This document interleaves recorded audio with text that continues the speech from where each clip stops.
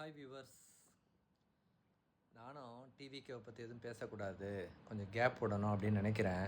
ஆனால் வாலண்டியராக நமக்கு கண்டென்ட்டை கொடுத்து நீ பேசு பேசுன்னு நம்ம வாயை கிளறாங்க. இப்போ கண்டென்ட்டு கொடுத்தது யாருன்னு பார்த்தீங்கன்னா, தொழில்துறை அமைச்சர் கீர்த்தனா. நல்லா கவனிங்க, தொழில்துறை அமைச்சர் கீர்த்தனா. என்னென்னா, இவங்க நேற்று ஒரு கவர்மெண்ட் ஸ்கூலுக்கு இன்ஸ்பெக்ஷன் போயிருக்காங்க. இவங்க தொழில்துறை அமைச்சர், ஆனால் இவங்க இன்ஸ்பெக்ட் போனது எங்கன்னா ஸ்கூலுக்கு.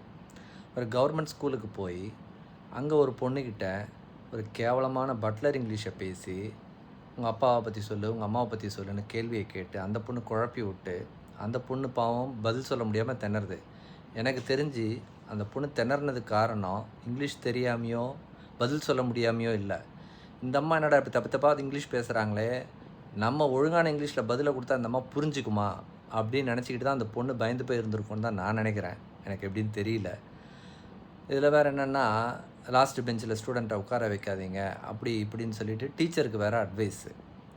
ஒரு கிளாஸ் ரூமுன்னா ஒரு 8 ரோ 10 ரோ இருக்கும், இல்லை ஒரு 5-6 ரோ இருக்கும். ஸோ அந்த லாஸ்ட் ரோ தான்.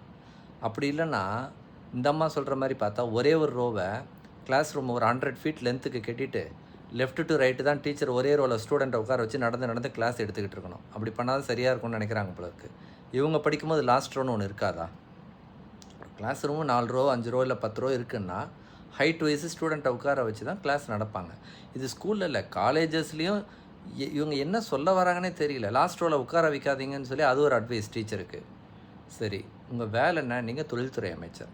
நீங்கள் என்ன பண்ணியிருக்கணும்? ஏதாவது ஒரு இண்டஸ்ட்ரீஸ் போங்க, ஒரு லேத்து பட்டறைக்கு போங்க.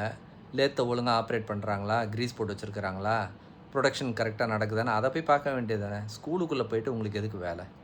போதாகரைக்கு இந்த அம்மா வந்தானையிலேருந்தே அரைகுறை இங்கிலீஷ் தான் பேசுகிறத பார்த்தாலே எல்லாருக்கும் இரிட்டேட் ஆகுது. பல நேரங்களில் பலர் ரீல்ஸ் போட்டு இவங்கள வார்ன் பண்ணிக்கிட்டே இருக்கிறாங்க.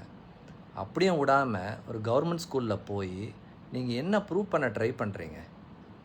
இது எதுக்கு தேவையில்லாத வேலை? ஏன் அந்த ஸ்டூடெண்ட்டுடைய செல்ஃப் கான்ஃபிடென்ஸை காலி பண்ணுறீங்க, கம்மி பண்ணுறீங்க?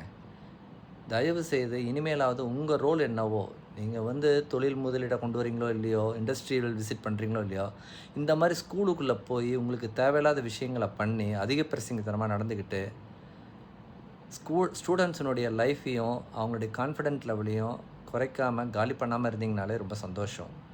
இதில் வேறு என்னென்னா, டிவிக்கு ஓட்டு போட்டவங்கலாம் எங்கள் கவர்மெண்ட்டுக்கு ஒரு 6 மாதம் டைம் கொடுங்க, 6 மாதம் டைம் கொடுங்க. எனக்கு தெரிஞ்ச இன்னும் 6 மாதம் கழித்து நம்ம இவங்களை ரொம்ப கழுவி ஊற்றுற மாதிரி தான் இருக்கும் ஒழிய பாராட்டுற மாதிரி எதுவும் இருக்காதுன்னு தான் நான் நினைக்கிறேன். வெயிட் பண்ணி தான் பார்க்கணும்.